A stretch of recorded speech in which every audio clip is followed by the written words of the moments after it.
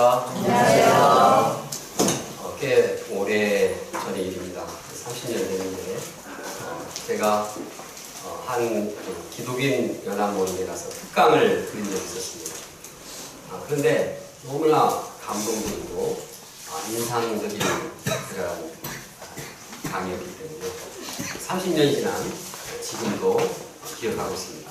거기서 두 가지 특징을 생각해 볼 수가 있습니다. 첫째로는 강사가 얼굴은 잘 못생겼지만 아주 스피릿이 충만했습니다. 아주 얼굴이 상기되고 그래서 굉장히 열정이 있는 그런 모습을 보였습니다. 또 하나는 이분이 강의를 하는데 계속해서 반복해서 예수님을 아주 그냥 이 마음속에서부터 또 아주 그냥 큰 소리로 외쳤습니다. 예수님! 목소리보다 훨씬 더 그냥 교실이 쩌렁쩌렁 이렇게 울릴 정도로. 그래서 내용은 뭐 단순한 것 같은데 그 예수님이라는 그 큰 소리가 저희 마음에 계속 와닿는데 예수님이 진짜 함께 하는 것으로 느끼게 될 정도였습니다. 제가 왜 이 말씀을 드리냐 하면 본문의 사도 베드로의 오순절 메시지와 좀 유사한 점이 있기 때문입니다. 오순절 메시지를 전하는 베드로도 아주 성령이 충만했습니다. 그리고 이 짧은 메시지에 그냥 예수님이라는 그 말을 많이 했습니다.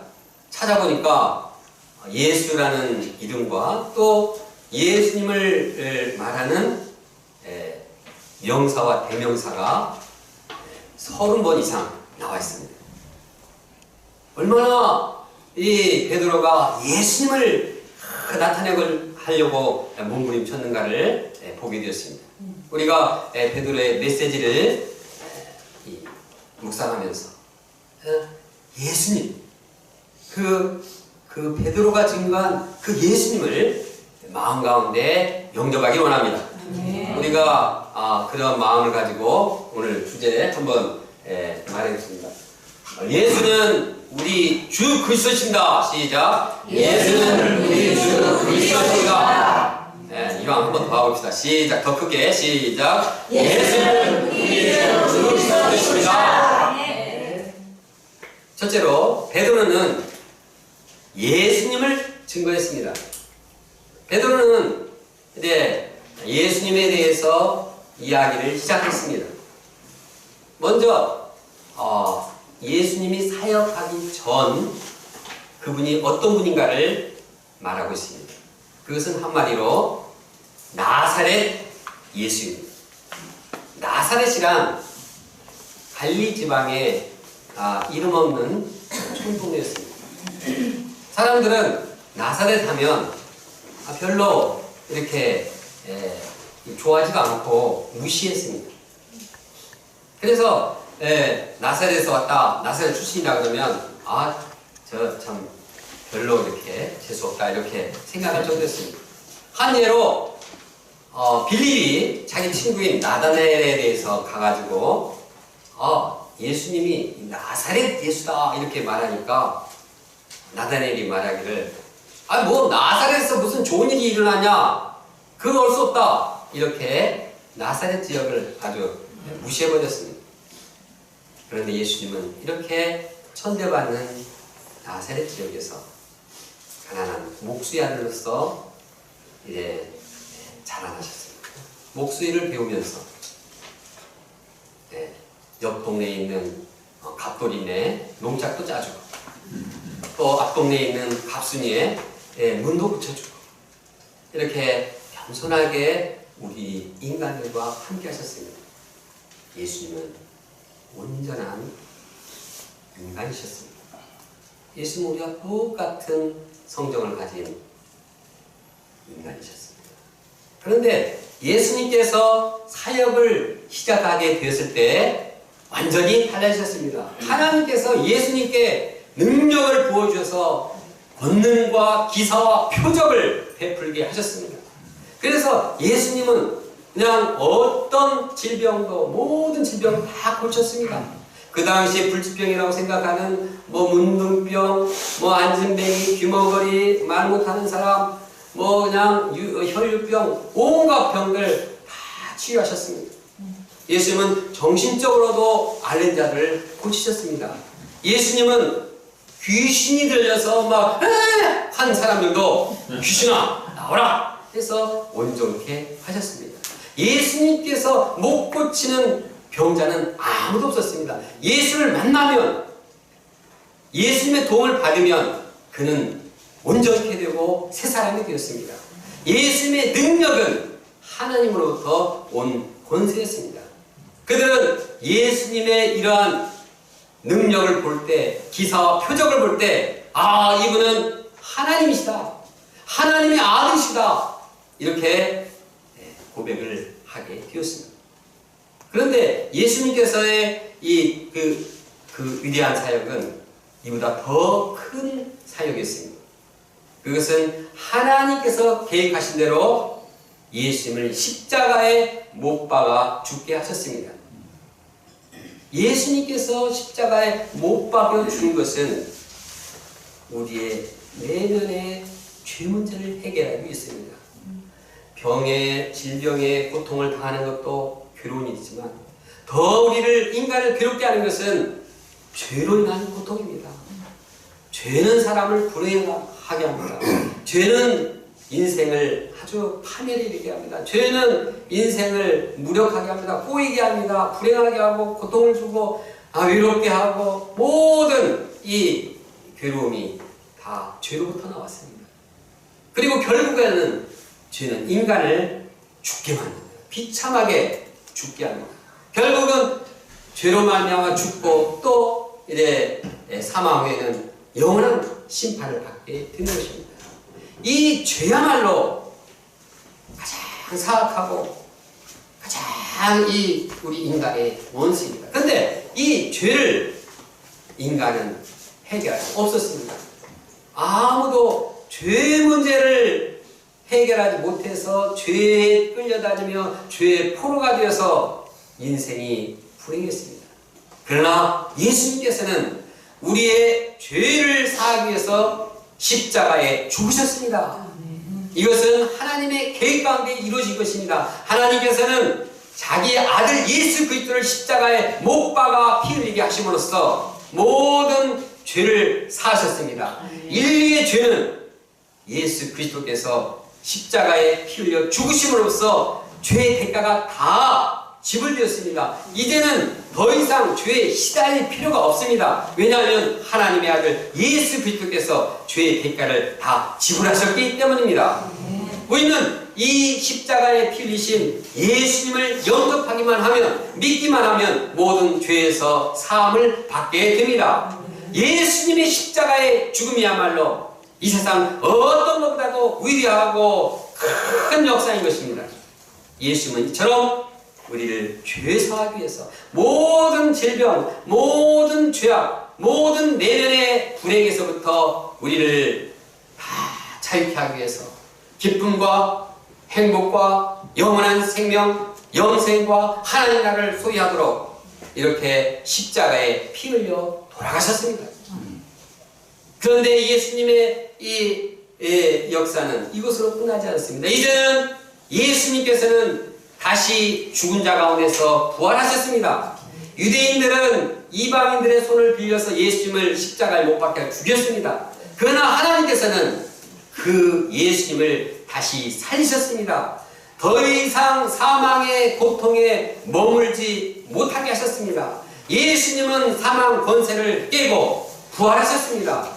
부활하시고 부활의 능력을 제자들에게 보여주시고 몸을 보여주셨습니다.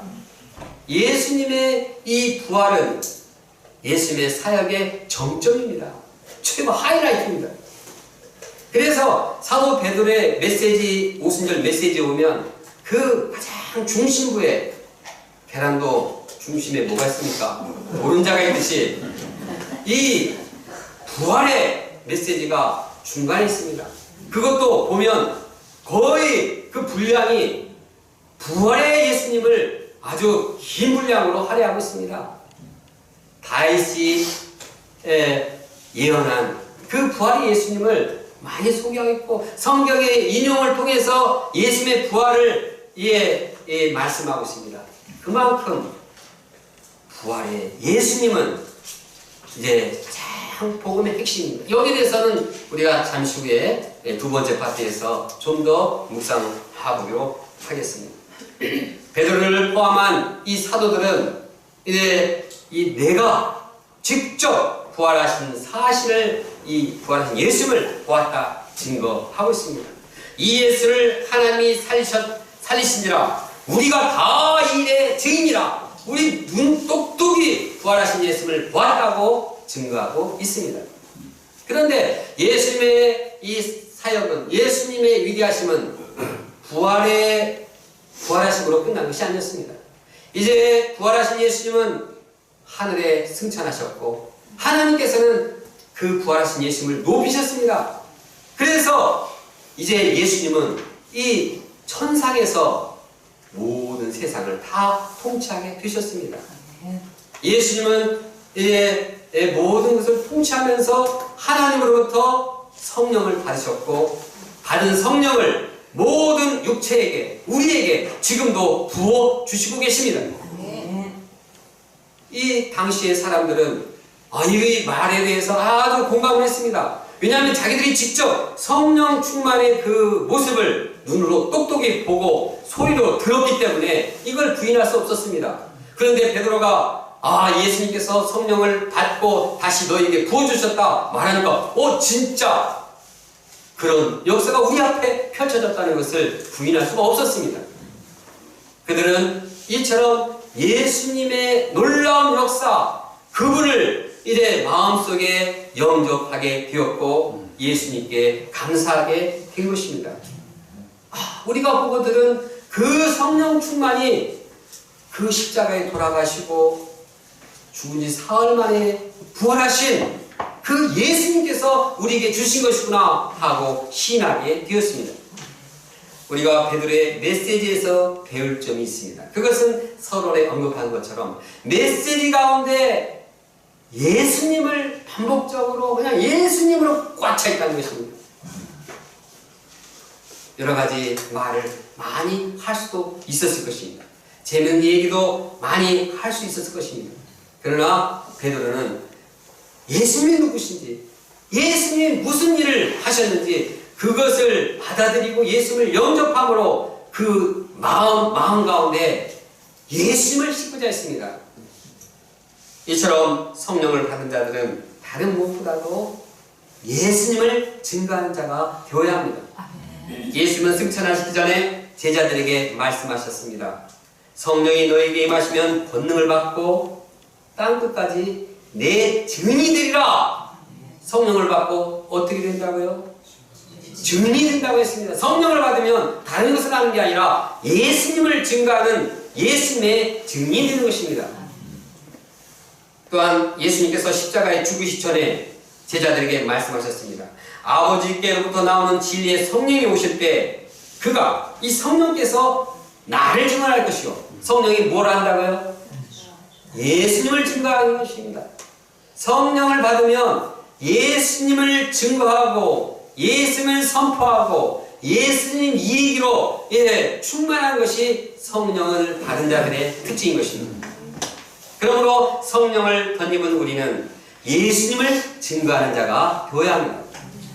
어떤 분은 성령을 덧입었다고 하면서 예수님은 증거하지 않고 딴소리만 자꾸 합니다. 예수님은 증거하지 않고 이제 자기 자랑을 하는데 바쁩니다. 또 사람들이 듣기 좋은 윤리적으로 좋은 말, 겸손, 도덕적으로 봉사, 선악, 그거 다 좋은 일입니다. 근데 문제는 예수님이 증거되지 않는 것입니다. 또 어떤 사람은 신비한 체험을 드러내는데 여념이 없습니다. 어떤 사람은 성령을 내가 받았기 때문에 다른 사람은 해석할 수 없는 그 성경을 해석했다. 영예를 했다. 영예가 위험합니다. 영예가 영적인 해석이 아니라 영적으로 해가 되는 경우가 많습니다. 그래서 영예하는 사람 치고 이단에 빠지는 사람들이 많이 있습니다. 성령 받을 때 무엇을 해야 된다고요? 예수님을 정확하게 증거하는 자가 되어야 하는 것입니다. 과거 우리 모임을 개척할 때 했습니다. 어떤 분은 이제 사무엘 선교사님과 베사라 선교사님의 메시지를 들었습니다. 그리고 그 느낀 바를 고백했습니다. 베사라 선교사님이 말씀 메시지를 들을 때는 하나님의 말씀을 듣는 것 같은데요. 이사무엘 선교사님의 메시지를 들으면 철학과 사상 강좌를 듣는 것 같습니다. 이사무엘 선교사님은 이 말을 듣고 너무 충격을 받고 깊이 회개했다고 합니다. 그리고 간절히 기도하고 참 성령을 덧입고 성령을 의지해서 팩처 스타디를, 성경 전권에 대한 팩처 스타디를 2번을 하고 일용할 양식 집필에 전념했다고 합니다. 그래서 그분이 이제는 말을 들으면 사상 강자가 아니라 예수님의 증인으로서의 삶을 살게 되었다고 고백합니다. 이처럼 성령이 임하시면 권능을 받고 무엇을 증거한다고요? 예수님을 증거하는 자가 되는 것입니다. 세계적인 신학자 중에 D.A. 칼슨이라는 분이 있습니다. 신약학계에서는 아주 유명한 교수님인데 이분이 간증하는 얘기를 들었습니다. 그는 불신자가 예수님을 모르고 오히려 예수님을 대적하는 사람들을 어떻게 돕는가? 그는 간절히 기도하고 그 불신자에게 예수님이 누구신가? 성경에 기초로 해서 그걸 잘 풀이해 줍니다. 그리고 그것이 이제 몇 주간 진행될 때 그 불신자의 마음은 예수님을 영접하게 되고 마음은 변화되고 새로운 사람이 되었다는 그러한 간증을 들은 적이 있습니다. 이처럼 우리에게 성령이 임함으로써 베드로처럼 또 신앙의 선배들처럼 예수님의 증인이 되기를 간절히 원합니다. 네. 둘째, 베드로는 성경의 예언대로 부활하신 예수님을 증거했습니다. 뭘 증거했다고요? 성경의 예언대로 부활하신 예수님입니다. 부활하신 예수님을 증거했는데 그냥 예수님 나타나십시오. 부활하신 예수님 보여주시겠습니다. 이렇게 했습니까? 신비적인 것을 통해서 예수님의 부활을 보여주지 않았습니다. 성경의 예언을 통해서 예수님의 부활을 가르치고 증거했습니다. 베드로의 메시지 정점은 부활하신 예수님이라고 조금 전에 언급을 했습니다. 구체적으로 이 메시지를 보면 구약 시편의 다윗의 예언을 인용하고 있습니다. 다윗이 부활하신 예수님을 미리 봤다는 것입니다. 그리고 부활하신 예수님에 대해서 예언했다는 것입니다. 그래서 예수님은 이제 항상 이 하나님을 보았다. 그리고 요동치 않고 하나님이 계신 것을 하나님의 뜻을 따랐다고 말하고 있습니다. 이것은 왜 그렇게 예수님께서 요동하지 않고 하나님의 뜻을 따랐는가? 거기에 대해서 예언을 말하기를 하나님께서 항상 그와 함께 하셨기 때문이라고 말하고 있습니다. 그리고 그 하나님께서는 이제 예수님께서 죽으신 후에도 계속 살아 계셔서 그를 도와주신 것을 볼 수 있습니다. 바꿔 말해 예수님께서는 부활의 몸으로 하나님과 계속 살아 계셨습니다. 또한 예수님은 항상 마음이 기쁘고 즐겁고 희망에 거했습니다. 왜냐하면 예수님께서는 하나님께서 자기를 자기 영혼을 음부에 버리지 아니하시고 썩음을 당치 않게 하실 것을 확신했기 때문입니다.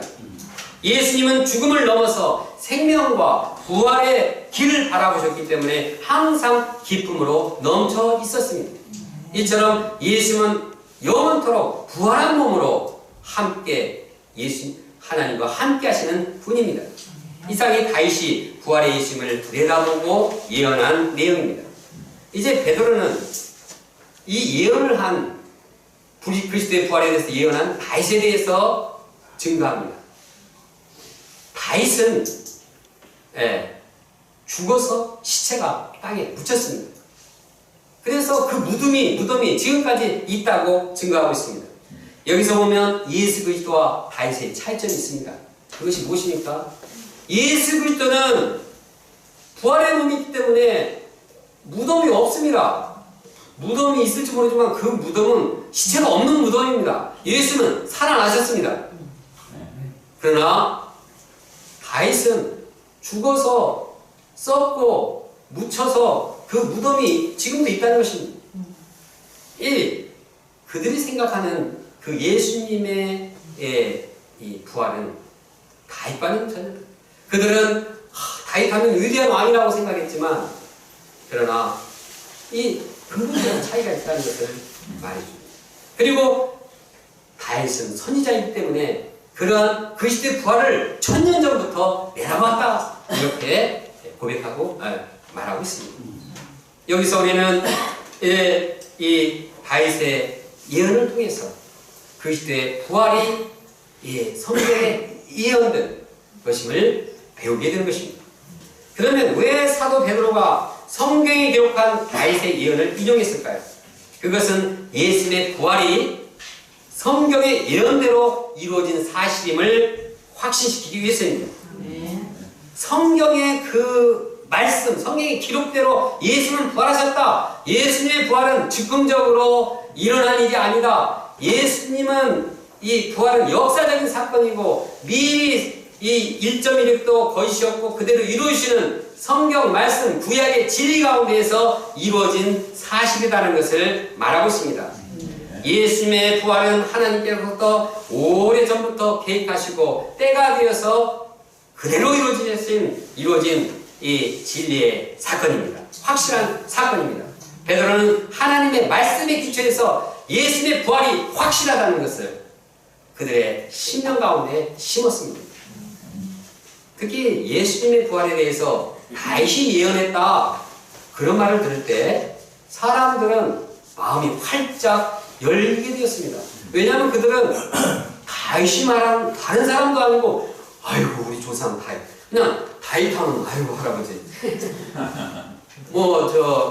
유림들이 공자와람 아이고 할아버지 하는 듯이 다윗이 얘기했다면 그냥 옳습니다. 그런데 다윗이 1000년 전에 그 시대 부활을 얘기했다. 그러니까 맞습니다. 진짜 다윗이 그렇게 얘기했는데 알고 보니까 그 그리스도의 부활 그분이 바로 3일 만에 십자가에 죽으니 사흘 만에 살아나신 예수님이구나 이렇게 시인하지 않을 수가 없었습니다. 사도 바울에 보면 사도 베드로뿐만 아니라 다른 사도들도 부활하신 예수님을 아주 반복해서 강조하고 있습니다. 특히 예수님의 부활을 성경의 예언대로 다윗의 예언대로 일어난 사건으로 반복해서 증거하고 있습니다. 예를 들어서 사도행전 13장에 보면 사도 바울이 부활의 예수님을 증거하는데 사도 베드로가 얼마나 이렇게 똑같은지 거기에 보면은 예수님께서 썩음을 당하지 않게 될 것이라 이 다윗의 예언을 3번이나 반복해서 말하고 있습니다. 베드로만이 아니라 사도 바울도 성경에 기록한 예수님의 부활을 저도 어제 사도행전에 있다가 이런 구절이 있구나 어떻게 이렇게 사도 베드로의 메시지를 뺏겼나 할 정도로 이 내용이 발견하게 됐습니다. 그만큼 이제 사도 바울도 성경에 예언된 부활의 예수님을 증거했습니다. 고린도 성도들에게 이제 부활의 예수님을 증거할 때도 성경대로 사흘 만에 죽은 자 가운데서 살아나신 예수님을 증거하고 있습니다. 심지어는 사도뿐만 아니라 예수님이 자신이 부활해서 살아나서도 엠마오로 가는 두 제자에게 나 부활했다 이렇게 말하지 않고 성경을 풀어서 구약의 모세가 한 말, 선지자들이 한 말을 다 풀어서 부활에 관한 것을 얘기해 줬을 때 그 제자들의 마음이 뜨거워졌다고 했습니다. 이처럼 성경은 하나님은 우리가 이 예언대로 말씀에 근거한 부활의 예수님을 영접하기를 원하고 이것을 증가하기를 원합니다. 그러므로 우리가 성령을 덧입고 증거해야 할 내용은 성경의 기록대로 다윗의 예언대로 부활하신 예수님입니다.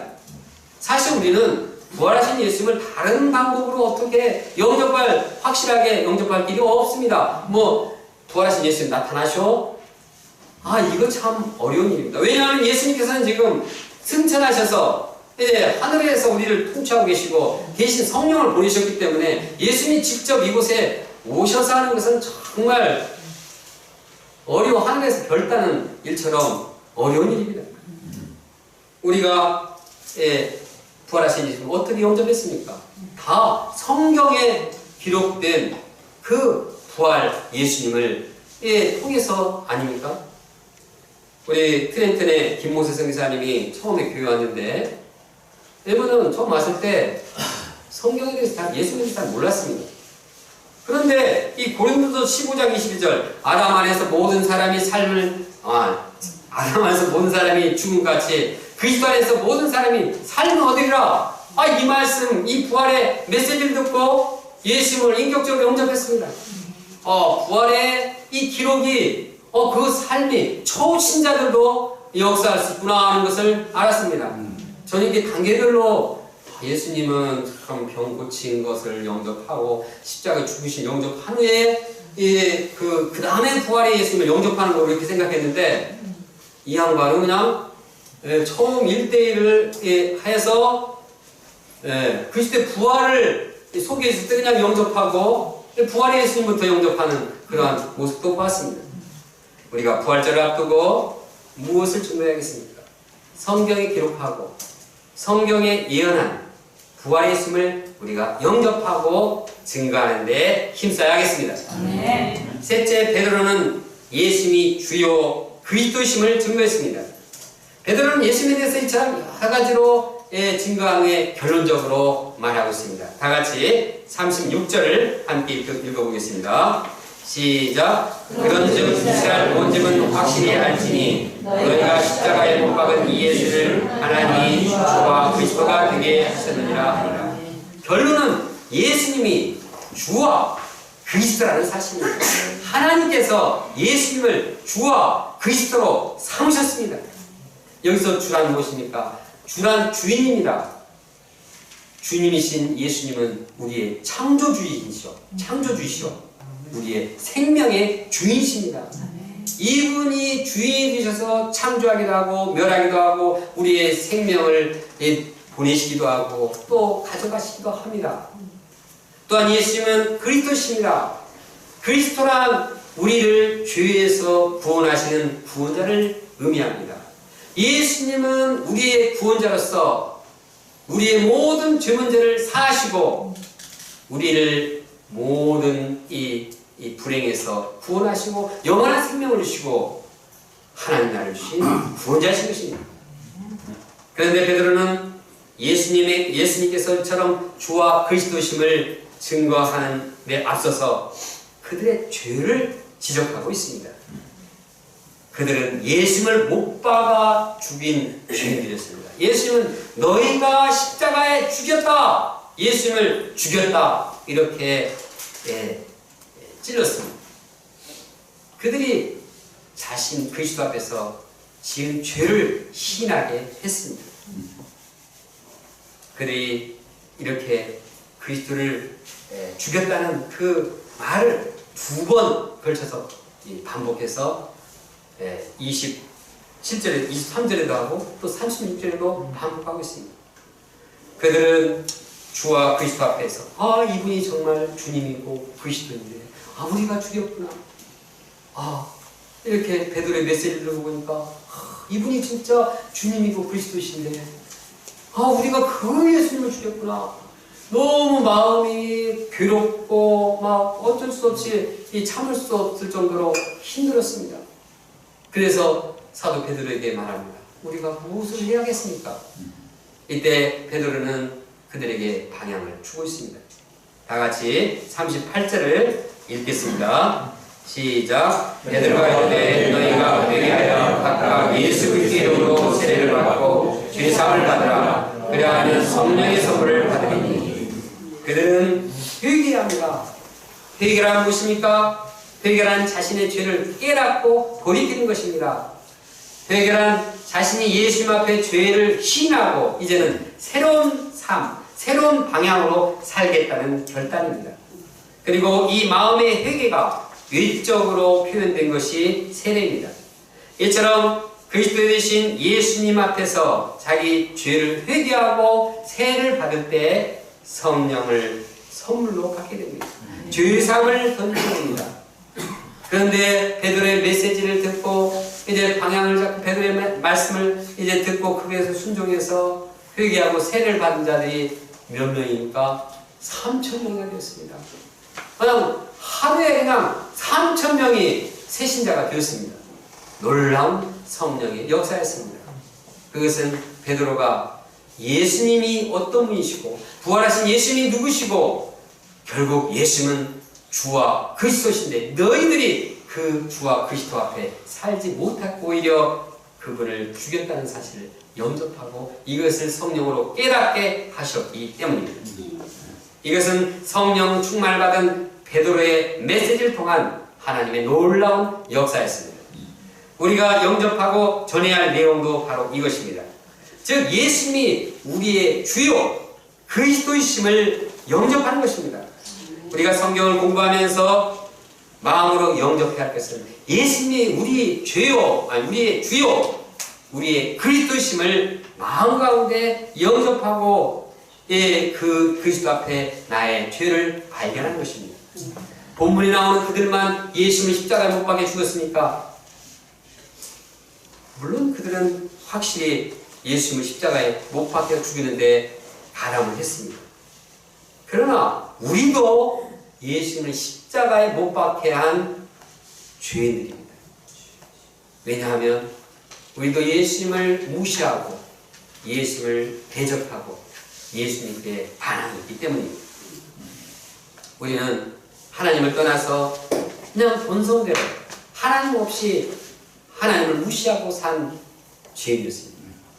나의 이기적인 욕망, 종욕적인 내면, 세상의 가치관에 따라서 하나님을 버리고 살았습니다. 이것 때문에 예수님께서는 이 죄를 해결하기 위해서 십자가에 못 박히게 되셨습니다. 우리의 죄가 예수님을 십자가에 못 박게 하셨기 때문에 우리는 예수님을 못 박게 한 죄인이요 죄인들의 장본인인 것입니다. 그러므로 우리가 이 십자가 예수님의 죽으심 앞에 자신을 고백하고 그의 죄를 고백하고 우리의 구원자, 우리의 주님이신 예수님을 영접해야 합니다. 우리가 예수님을 주요 그리스도로 영접할 때 우리는 구원을 얻습니다. 우리는 죄사함을 얻고 우리는 마음의 평화를 얻고 우리는 참 소망이신 하나님 나라를 얻게 됩니다. 예수 그리스도 주님 바로 그분이 우리가 마음속에 항상 영접해야 할 분이고 항상 우리가 전해야 할 분인 것입니다.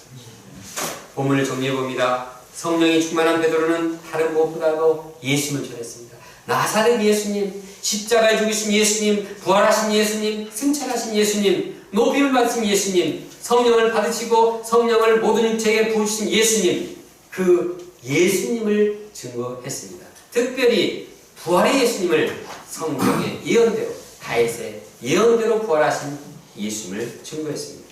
그리고 이 예수님만이 우리의 주와 그리스도가 되심을 증거했습니다. 우리가 영접하고 증거해야 할 내용도 이것입니다.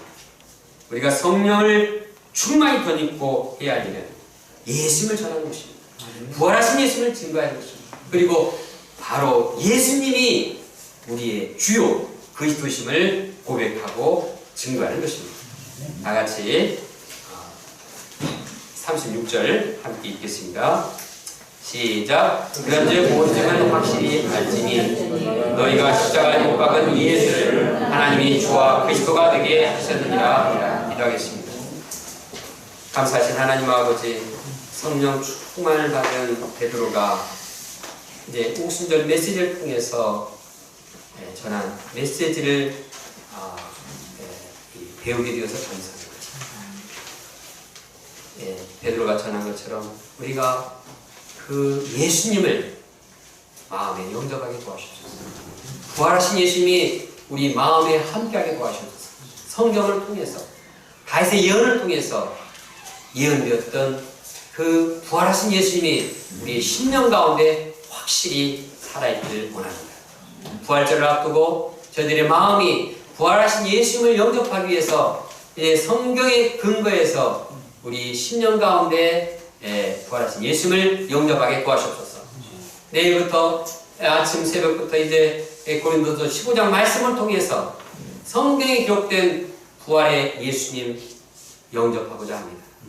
우리 심령 가운데 살아계신 부활의 예수님께서 함께하도록 도와주시옵소서. 그래서 예수님만이 우리의 주요 그리스도심을 영접하고 구원의 은혜를 충만히 덧입고 살아가는 자들 되게 도와주시옵소서. 예수님의 이름으로 기도합니다.